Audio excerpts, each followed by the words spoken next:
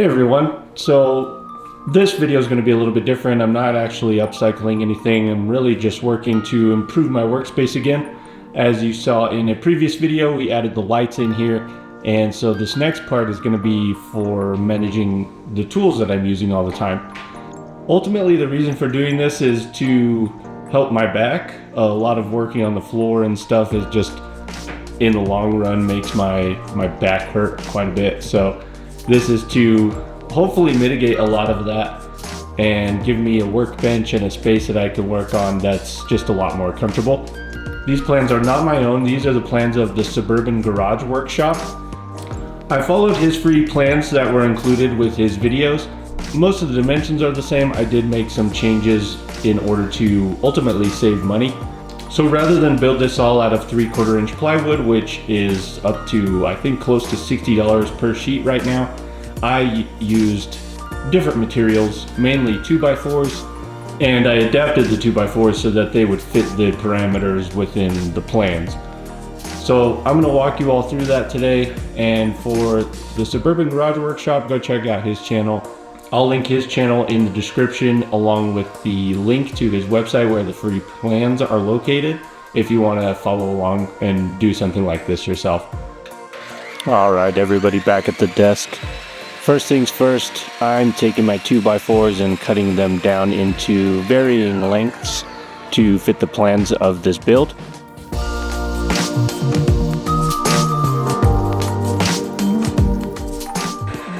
Next, I headed over to the table saw because I want to rip these 2x4s in half, making them as close to 3/4 inches thick as I can. I started with a high tooth count blade, but it was a bit of a struggle cutting through with that, so I switched my table saw over to a ripping blade, and this made the cuts a lot smoother.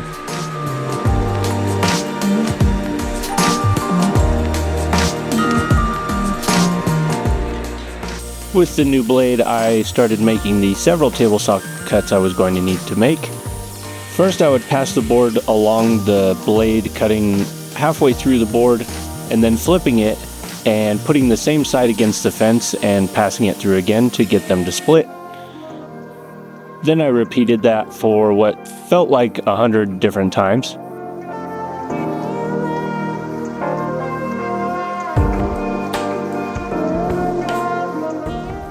Now the plans called for these pieces to be cut in varying widths, ranging anywhere from the full 3.5 inches down to, I believe, 1 3/4 inches. So I just had to pass each of these through again to make sure they were the right width.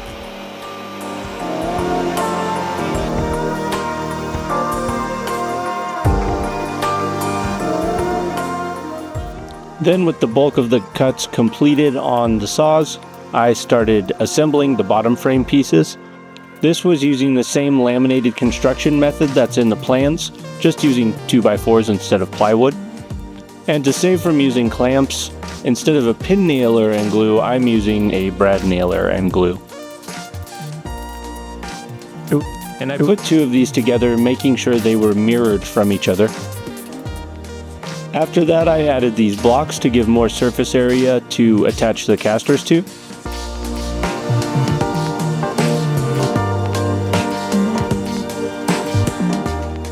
Next, it was time to start assembling the upright portions, and I have to say I got lost in the plans on this a few times just because each one of these legs is different and requires a certain orientation. This is me pulling one of them apart so I can rearrange it since I messed up. Once it was apart, I just used a mallet or hammer to pound the brad nails back in.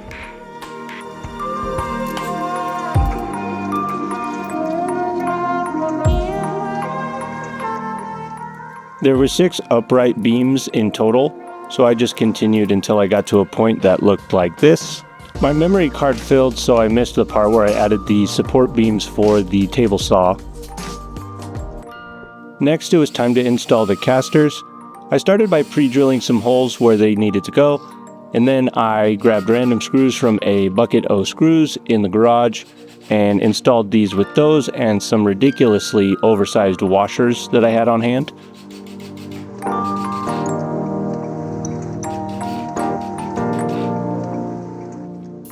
Next, I needed some pieces to join the two halves together. So I ripped some more 2x4s down, ripping them in half, and then adding pocket holes to each end of each of these boards, because that's how I'll be joining these. Now this is one part that really varies from the original plans, so I'm just putting these kind of where I think they're going to be best, at the bottom corners, at the top corners, and evenly spaced at most spots in between. With the first few of those in place, I added some glue to them and lined up the other half so I could get that tied down.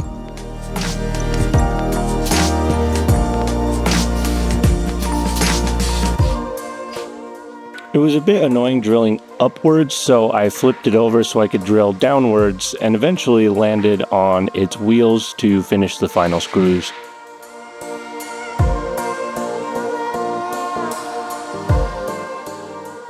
I added these clamps because of all the warping I had with these boards. I needed something to hold them more square while I screwed all of this stuff in. I got to this point after making a correction to the middle beam, and I added the cross beams for the planer shelf.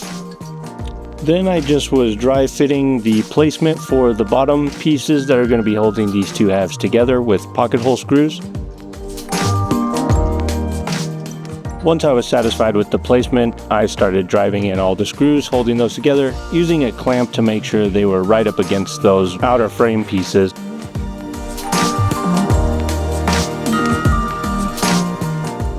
For the planer shelf, I needed to install some braces along the depth of this shelf, so I just used pocket holes to install those as well. Moving to the table saw side, it too needed some bracing, so I got those installed on that side with pocket hole screws. Next, it was time for platforms for these shelves, and I happen to have some leftover wood from my most recent pallet project, so I wanted to incorporate that here. I had recently picked up this older Japanese planer on Facebook Marketplace and was very excited to put it to use. I have to say this is probably one of my new favorite tools. But I ran each of the boards through this to give them a clean edge so they would butt up against each other nicely.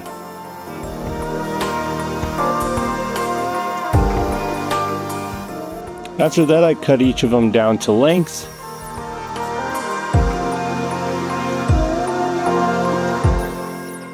I then arranged them over the bracing, added some glue, and then used a brad nailer to tack those in place. Next, it was time to get the bracing installed for what would be the tabletop.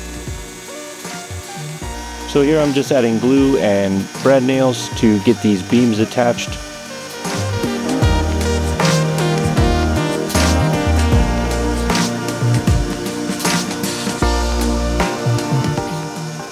I then added 2 beams across the center, which I'll be attaching using pocket hole screws.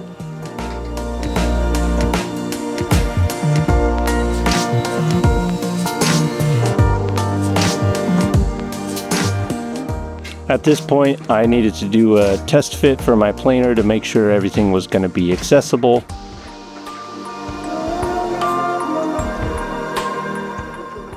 At this point, this thing was really starting to come together. Next, it was time to add the tabletop, which was a piece of plywood I had laying in the garage that I glued and used brad nails to attach.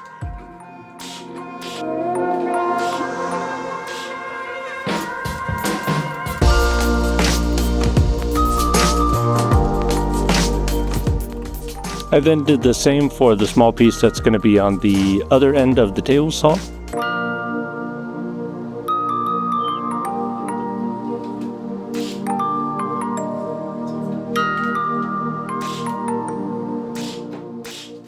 Next, it was time to cut down the melamine that was going to be used over the top of that plywood.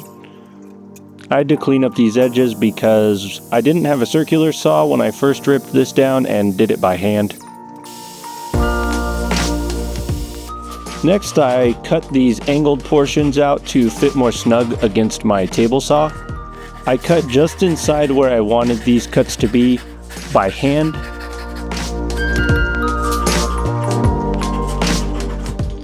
I then used a router to take off the rest of it that I needed.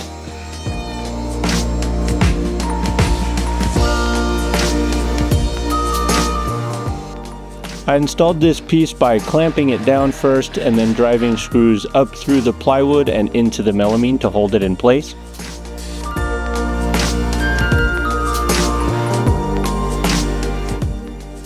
Then after adding some spacers under the table saw, I got that tacked down with some screws, all the while making sure my fence was still able to move freely. I then installed the small piece on the other side. Next, it was time to start cutting all the supplies for the fold-out platforms. Since this is just underlayment for the melamine, I'm using OSB since it is significantly cheaper than plywood. I then cut some pieces of melamine that matched in size.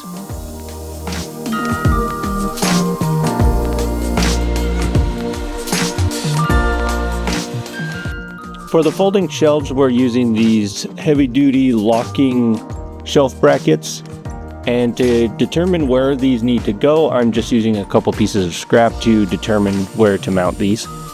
Then I would clamp them in place and drill pilot holes, and then drive the screws directly into the wood.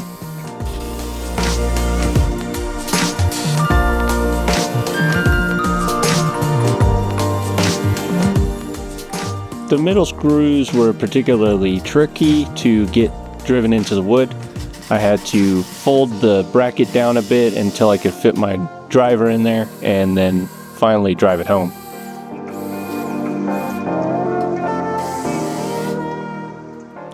I then used the small screws that came with the brackets to install first the OSB sheet to the brackets.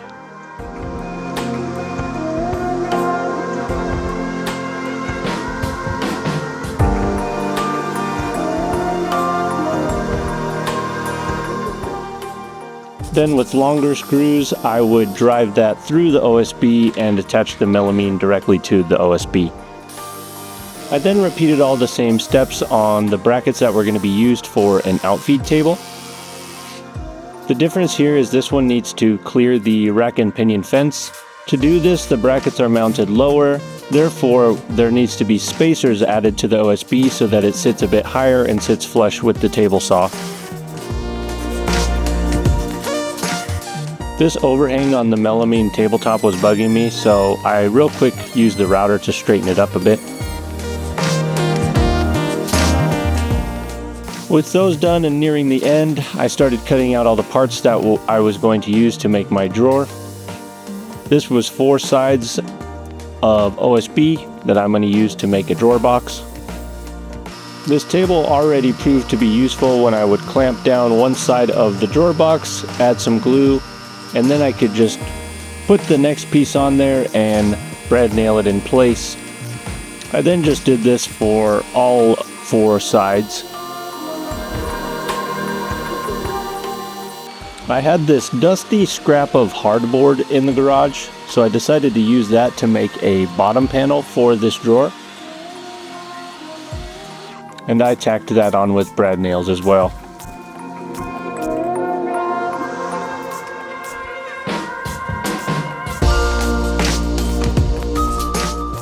This drawer needed a front face, so I'm just using a scrap piece of plywood to cut that out.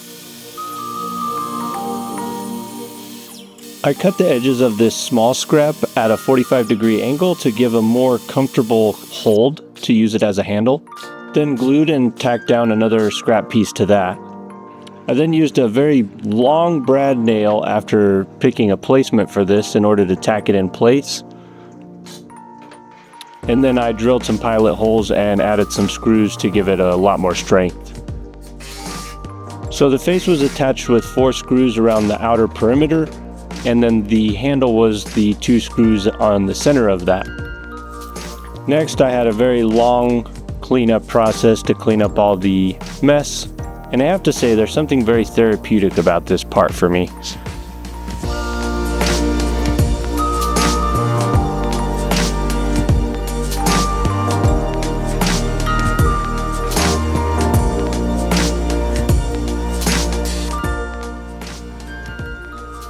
All right, well, here it is, the completed product. I will say, using 2x4s definitely has its challenges.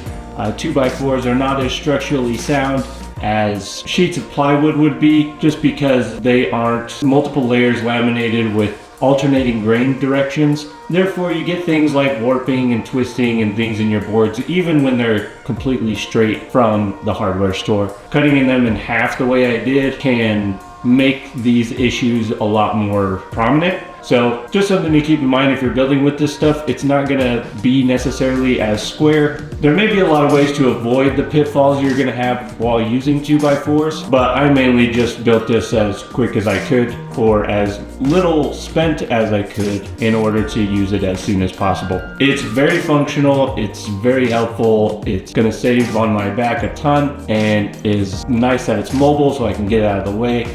Overall, it's a really great plan. I definitely suggest checking it out if you need to build a tool car for any reason. Check out the Suburban Garage Workshops videos and learn how to do one of these yourself. I did try where I could to use just reclaimed materials that I already had. The plans do include some additional features such as some T-track along the table. I may add this stuff in the future as I see it's necessary, but for now it's perfect as it is and I don't need them yet. So with that, I'm just gonna do a quick tour, spin this thing around and kind of show you the features on it. So right here at the table saw section, there's no interference here with the fence. This can slide out over this added portion over here, which just offers a bit of extra support for larger materials. You can also travel this direction to its maximum without any interference. Another feature we have here is the outfeed table. This just folds up, it locks into place, and then I have that additional support for longer boards and such. Then when I don't need it and I need to stow it away, I just click these locks and fold it back down, ready for transport. If we wheel it over to this side, this is kind of the main workbench, and if I need even more room, this side has another folding portion that locks into place, giving me that much more, about another 24 inches of workspace should I need it. And these brackets for the shelves that were used are super heavy duty, so they say they're rated for up to 300 pounds. I don't know if I trust that, but it's more than enough to hold anything that I'm going to be putting on them. So, all right, with it spun around, I have my drawer down here. The plans had 2 drawers, but I feel like that eliminates a lot of the space that you get underneath the table saw, so I just went with 1 drawer, and instead of buying hardware, I just used scrap wood to create my own handle. But we have lots of storage down here for all my odds and ends. We have the space for the planer. We'll just unfold the tables for the planer and feed that through whenever it's needed. It's still low to the ground, and I did have to alter the plans a bit because my planer is a taller variety, but in the end it worked out. I just don't have the luxury of having a drawer under this. All right, well, that's the whole build. Thank you so much for the plans, the Suburban Garage Workshop. I really had fun building this. It was my favorite design, pouring through all the options on YouTube for tutorials. Thank you all for watching. Leave me a comment, drop a like, and hit that subscribe button if you want to see more of my content in the future, and we'll see you in the next one.